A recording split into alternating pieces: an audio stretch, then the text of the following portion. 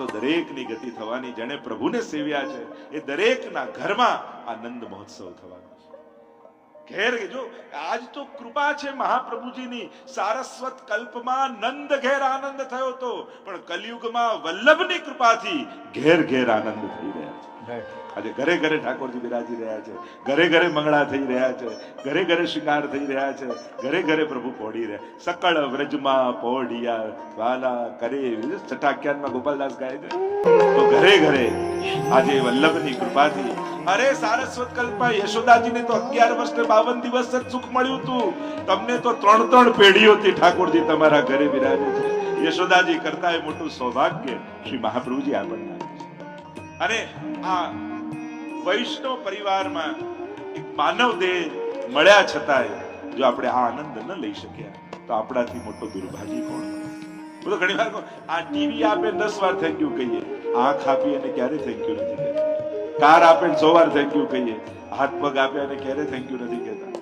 તો જેણે આ આનંદ આપણા જીવનમાં આપ્યો છે એનો કમથી કમ આભાર તો માનો. સન્મુખ થઈને દંડવત તો કરો કે પ્રભુ આપની ખૂબ કૃપા છે અમારા ઉપર. એને વાગોળો, એનું સ્મરણ કરો ઠાકોરજી આગળ. વારંવાર પ્રભુનો આભાર વ્યક્ત કરો કે પ્રભુ આપની ખૂબ કૃપા છે. જે સદાય આભારમાં રહે ને એ જ સાચો વૈષ્ણવ છે. પ્રભુનો આભાર ભૂલવો નહીં, એના ઉપકાર ભૂલવા નહીં. અને જ્યારે અહીંયા સમાચાર મળે 18 શ્લોક, એમ કહેવાય કે 18,000 શ્લોકોનો આનંદ આ 18 શ્લોકમાં સાર રૂપે સુખદેવજીએ વર્ણન કરી દીધું. કઈ રીતે પ્રભુ પ્રગટ થયા ને કઈ વિધિ વિધાનથી ને મહામના બન્યા છે. નંદસ્વાત્મજ ઉત્પન્ને જાતા લાદો મહામના. ભગવાન જેના થાય ને એનું મન મોટું થઈ જાય. જે ભગવાનનો થાય ને એનું મન મોટું હોય. વસ્તુઓ વધારે હોય એવું કોઈ નથી કરતું, પણ ઉદારતા એનામાં વધારે હોય એ ચોક્કસ વાત છે. ઘણી વાર ઘણા લોકો જોઈએ ઘણી પાસે ઘણું બધું હોય પણ ક્યારે શેર કરવા તૈયાર ના હોય. ઘણી પાસે કઈ ના હોય તો કે હા અમારા ઘરેથી ખુરશી લઈ જજો, અમારે ત્યાંથી ટેબલ લઈ જજો, અમારે ત્યાંથી, એ આપવા તૈયાર જ હોય. રાજા અને ભિક્ષુક એ અવસ્થાના નામ નથી, એ તો માણસની મનોવ્યવસ્થાના નામ છે, માનસિકતાના નામ છે. કાંઈ ના હોય તો રાજા જેવી ઉદારતા ઘણામાં હોય છે, અને બધુંય હોય છતાંય ભિક્ષુક જેવા જ હોય, કાયમ માંગતા જ રહે. એને આપવાની વૃત્તિ જ ન હોય. અને એટલા માટે મહામના ઠાકોરજી જેનું, અને વૈષ્ણવનું મન કેવું મોટું હોય. ઘર તમે જો કાંઈ ન હોય, 1 BHK ના ફ્લેટમાં રહેતા હોય, એમાં પણ ઘરના 5-7 સદસ્યો હોય, છતાંય ઠાકોરજી માટેનું એક સ્થાન. અને એમાંય જો ઘરમાં વૈષ્ણવ આવી ગયો ને, ના વૈષ્ણવ આવ્યા ને એમને કેમ જવા દેવાય, ના કંઈક કણિકા તો લઈને જ જાઓ. આપવાની વૃત્તિ એટલે તો નંદ મહોત્સવમાં લૂંટાવીએ છીએ ને, આપીએ છીએ બધા, વાંટતા નથી. ઘણા કહે કે આ કેમ ફેંકો છો ને ઉછાળો છો. અરે આ અવતાર જ કૃપા વાંટવા માટે નથી આવ્યો, લૂંટાવવા માટે આવ્યો છે. વાંટો તો વાંટનાર પર હોય કે કોને કેટલું આપવું, લૂંટાવો તો લૂંટનારા પર છે કે કેટલું લૂંટી લેવું. કૃષ્ણ તો લૂંટાવવા માટે આવ્યો છે. એ તો ભક્ત ઉપર છે કે એને કૃષ્ણને કેટલો લૂંટ્યો. મહાપ્રભુજી તો આપણને પોતાનું સર્વસ્વ દે દાન દક્ષશ્ચ મહોદાર ચરિત્રવાન. મારો પ્રશ્ન તમને એ છે કે તમે કૃષ્ણને કેટલા લૂંટ્યા. ભલે લોકો એને લૂંટારું કહેતો હોય, એને ચોર કહેતા હો, સાચો ચોર તો વૈષ્ણવ છે. જે બધાને ઘરે વ્રજભક્તોના ઘરે ચોરી કરવા જાય ને એનું મન જે ચોરી લે એ જ સાચો ચોર છે, અને એ છે વૈષ્ણવ. વૈષ્ણવનું મન, વૈષ્ણવે ઠાકોરજીનું મન ચોરી લીધું છે.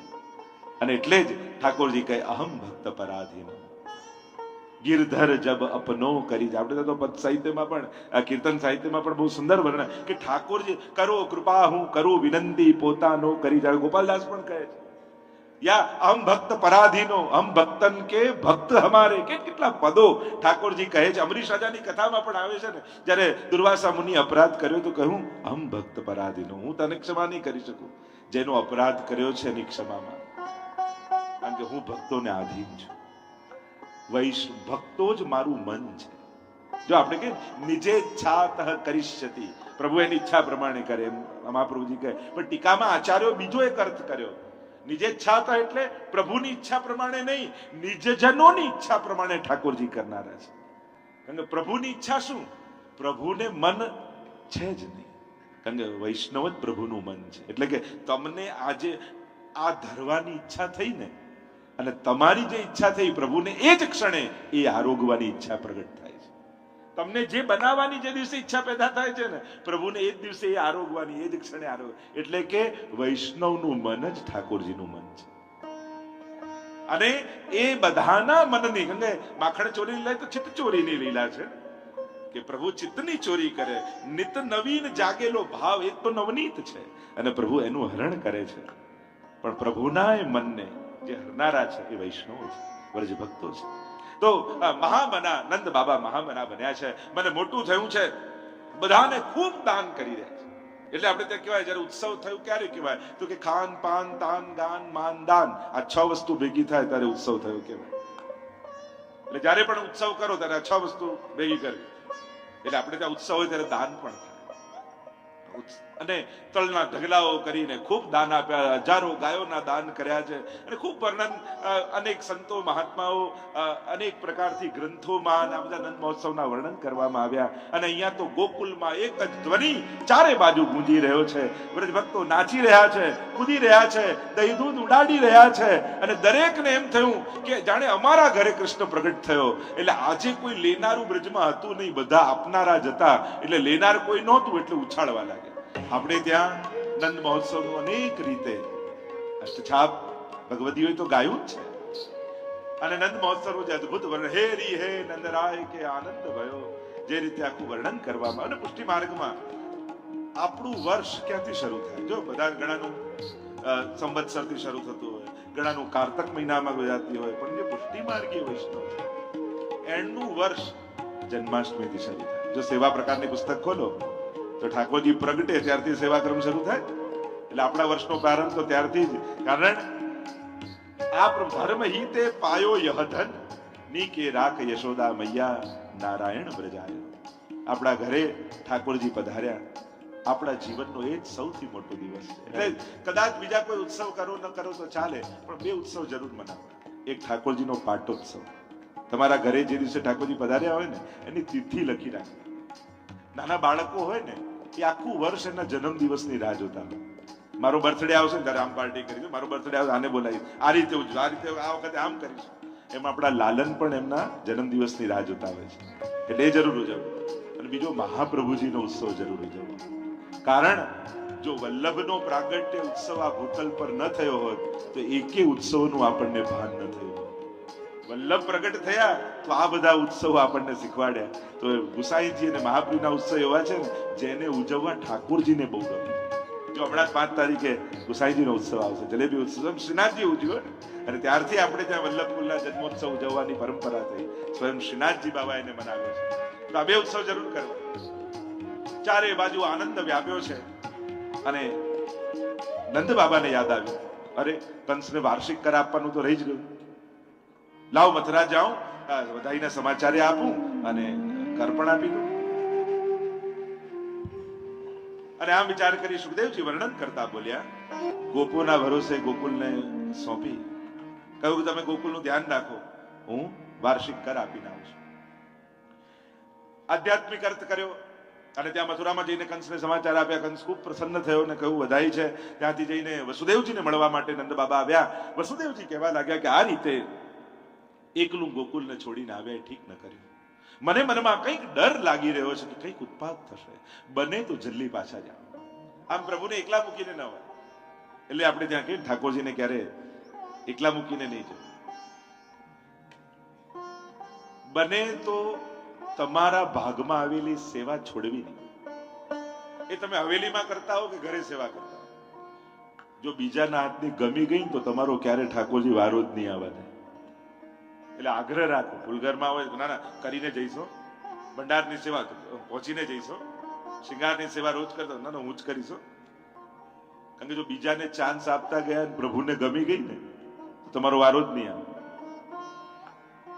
અને એટલા માટે ડર રાખો કે આ સેવા આજે છૂટી ક્યાંક મારા હાથથી કાયમ માટે ન જતી રહે. અને આ મન પણ હોશિયાર છે.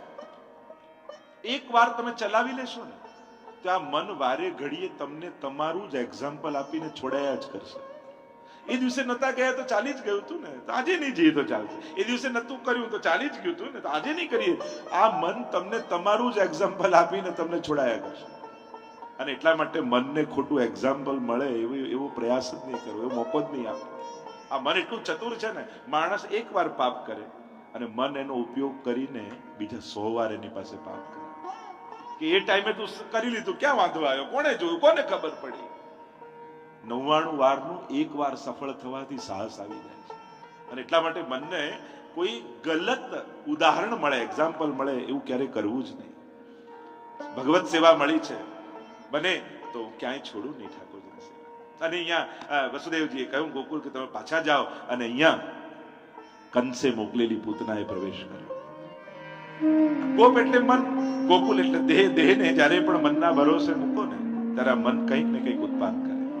આ મન એવું ચંચળ છે ને, એને સત્કર્મોમાં વ્યસ્ત નહીં રાખો ને, સદવિચારોમાં વ્યસ્ત નહીં રાખો ને, તો ખોટી લૌકિક ચિંતાઓમાં આ મન જ તમારા જીવનને કોરી ખાશે. અને એટલા માટે એને હંમેશા લૌકિક કાર્યોમાં વ્યસ્ત રાખો, સારા કાર્યોમાં. અને સારું નહીં વિચારો તો ખોટો વિચાર આવવાનો જ છે, એને કંઈક તો કરવું જ છે. એને સબ્જેક્ટ તમે નહીં આપો, તે પોતે ગોતી લેશે. અને મન હંમેશા નબળું પસંદ કરે છે, હંમેશા યાદ રાખો. મન ક્યારે પરિશ્રમ, ત્યાગ, સહનશીલતા એ પસંદ નહીં કરે. એ હંમેશા નબળું, સહેલું એવું પસંદ કરશે. એટલે મનને નક્કી કરીને તમારે સબ્જેક્ટ આપવાનો, મનને ચોઈસ નહીં આપવાની કે તું સિલેક્ટ કરે, નહીં તો નબળું જ પસંદ કરશે. તમે પાપ અને પુણ્ય બે મૂકશો ને તો મન ધીમે રહીને પાપના પલડે બેસી જશે. પાછું કન્વિન્સ કરીને, કન્વિન્સ આપણે ક્યાં હતું, ફ્રેન્ડ સર્કલ હતું ને એવું માહોલ હતો ને એવું સમય હતો ને સંજોગ, આપણે ક્યાં એમ કરીને ઢોળે બીજા ઉપર કરે પોતે. આ મનની ચતુરાઈ છે. એટલે મનનો નિગ્રહ કરતા શીખ. હા, નહીં એટલે નહીં, આ મારી સીમા છે. આનંદ કરીએ, પ્રમોદ કરીએ, ખૂબ આનંદ કરીએ, પણ મારા વૈષ્ણવી જીવનની એક લક્ષ્મણ રેખા છે. આનંદનો કોણ વિરોધ કરે છે? ખૂબ આનંદ કરો, પણ દરેકની એક સીમા હોય છે. અને જ્યારે સીતા, મનરૂપી સીતા સીમાને ઓળંગે છે ત્યારે રાવણ બાર ઉભા જ હોય છે. એને તક ક્યાંક આપણે જ આપતા હોઈએ છીએ. અને એટલા માટે એ લક્ષ્મણ રેખા આપણે જ આપણી જાતે દોરી રાખવાની. કોઈ આપણને શું કહે? જો અત્યારના સમયમાં હવે કોઈને કોઈનો ડર નથી ને હવે કોઈને કોઈની શરમ નથી. આપણો આત્મા આપણને રોકે ને તો જ આપણે રોકાઈએ એમ છે. અને એટલા માટે હવે સંસ્કાર, ધર્મ અને સત્સંગની વધારે જરૂર છે. કારણ કે માણસ જેટલો સ્વતંત્ર થતો જશે એટલે એને આત્મસંયમની વધારે જરૂર પડશે. કારણ કે હવે કોઈના કહેવાનો અને પૂછવાનો સમય નથી, અને હવે કોઈને બહુ કહેવાનો ટાઈમ નથી રહ્યો. કે કોઈને 2-4 વાર કહો તો એમ થાય કે હવે આમની પાસે બેસવું નહીં, હમણાં લેક્ચર ચાલુ કરી દેશે. અને કોઈને હવે જૂનું ગમતું નથી. પપ્પા વડીલો એમ કે બેટા આ ગામમાં આપણે આયા, 100 રૂપિયા ખિસ્સામાં હતા, પપ્પા તમે 100 વાર કહી દીધું છે. હવે જૂની કથાઓમાં કોઈને રસ નથી. હવે શું કરવાનું, હવે શું સમજ, હવે તો એની ચર્ચા કરવી. અને ઘણા જૂના લોકોને એવું છે કે આપણે દુખી ને હેરાન થાય ને તો શીખે. ઘણા એવું કે હેરાન થવા તો જ શીખાય. એવું જરૂર નથી હવે કે હેરાન થઈને જ શીખાય. એ નસીબ લઈને પેદા થયા છે, સુખમાં પેદા થયા છે. એટલે હવે તમારે એમને યોગ્ય વાતાવરણ આપીને કરવું પડશે. હવે આંખ કાઢીને કોઈને કહેશો તો નહીં સાંભળે, પણ આંખમાંથી આંસુ પાડીને કહેશો ને તો બધા તમારા આંસુઓને ઝીલી લેશે. હવે કોરોના પહેલા માણસને ખોલવાની ચાવી એની બુદ્ધિમાં હતી, અને કોરોના પછી એની લોક હવે હૃદયમાં આવી ગયું. માણસ વધારે ઇમોશનલ થઈ ગયો છે.